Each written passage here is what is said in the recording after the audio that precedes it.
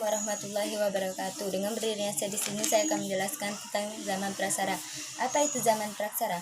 Zaman prasejarah merupakan pembabakan peradaban manusia dalam periode sejarah, yang mana pada saat itu belum dikenalnya tulisan, atau bisa juga disebut dengan zaman praksara. Sehingga kehidupan manusia sangatlah sederhana. Kita akan mempelajari zaman prasejarah berdasarkan ilmu geologi. Geologi adalah ilmu yang mempelajari bumi secara keseluruhan, berdasarkan komposisinya, struktur, sejarah, sifat-sifatnya, dan juga proses pembentukannya. Dan orang yang mempelajari dan mendalami ilmu geologi disebut geolog. Berdasarkan geologi, zaman prasejarah ini dibagi menjadi 4, yaitu yang pertama, Arkaikum. Zaman ini merupakan zaman tertua, kira-kira berlangsung selama 2500 juta tahun. Pada saat itu kulit bumi masih sangat panas loh. Alhasil, di zaman ini tidak ada kehidupan. Lantas, kapan kehidupan itu akan muncul? Yang kedua, Paleozoikum. Di sini kehidupan mulai muncul. Zaman primer atau zaman hidup tua ini berlangsung sekitar 340 juta tahun. Pada saat itu makhluk hidup yang muncul seperti mikroorganisme, amfibi, reptil, dan juga binatang-binatang lainnya yang tidak memiliki tulang punggung. Yang ketiga, Mesozoikum. Zaman ini bisa juga disebut dengan zaman sekunder atau pertengahan. Kira-kira berlangsung selama 140 juta tahun. Pada zaman pertengahan ini sering disebut juga dengan zaman reptil. Yang keempat, Neozoikum. Zaman keempat ini sering disebut juga zaman hidup baru atau modern. Zaman keempat ini bisa dibagi menjadi dua. Yang pertama, tersier atau zaman ketiga. Zaman tersier berlangsung kira-kira 60 juta tahun. Zaman ini ditandai dengan berkembangnya jenis binatang-binatang menyusui seperti kera. Yang kedua, kuarter atau zaman keempat. Zaman kuarter ditandai dengan adanya kehidupan manusia, sehingga zaman ini dibagi lagi menjadi dua, yaitu Pleistocene dan Holocan. Pleistocene atau Diluvium berlangsung kira-kira selama 6 juta tahun. Zaman ini ditandai dengan adanya manusia purba.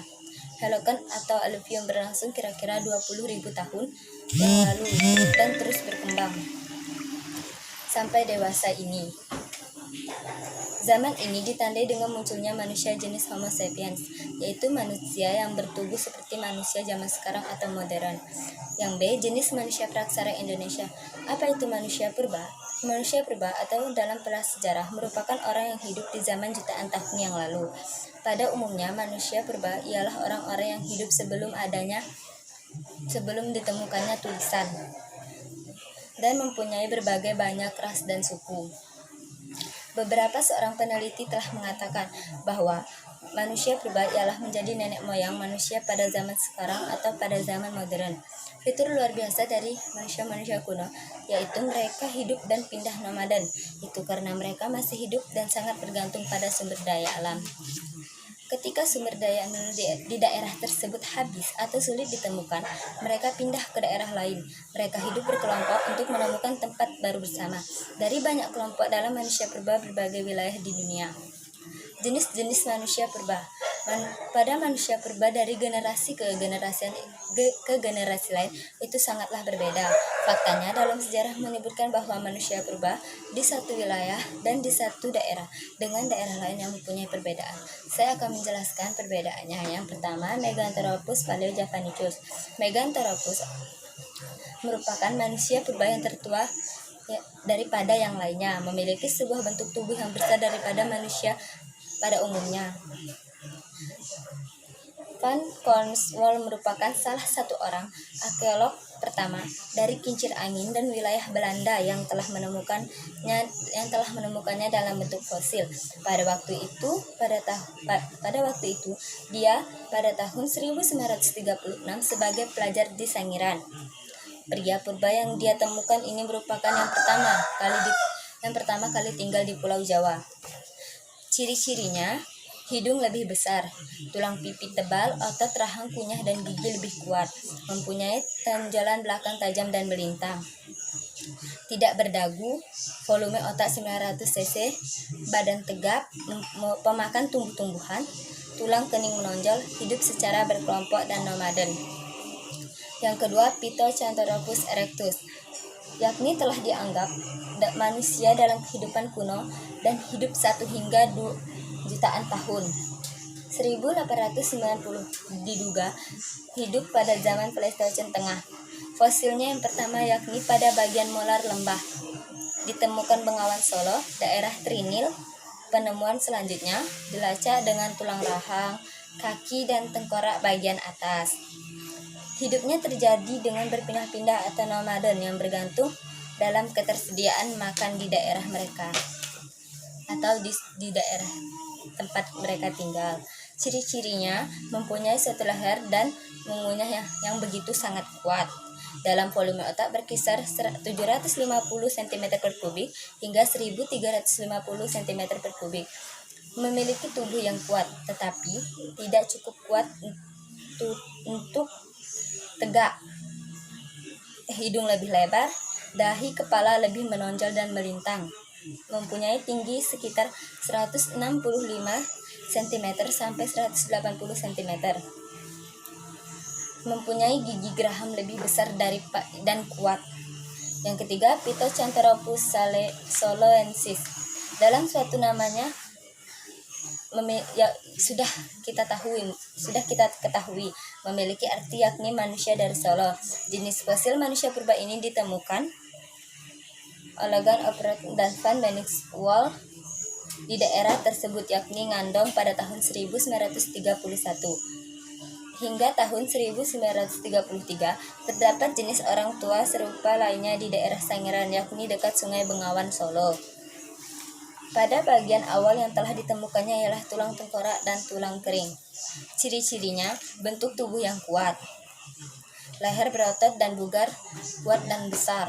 Tulang belakang lebih terasa, tulang pipi lebih tebal, termasuk semua pemakan. Tonjolan di dahi yang tebal, tulang pipi yang menonjol, rahang bawah besar dan kuat, tidak memiliki dagu. Volume otak 750 cc sampai 1350 cc. Tinggi sekitar 160 cm sampai 180 cm. Yang keempat, Phytocanthropus mojokertensis. Dari namanya saja, kita sudah mengetahui tempat tua ini berada di Mojokerto, Jawa Timur.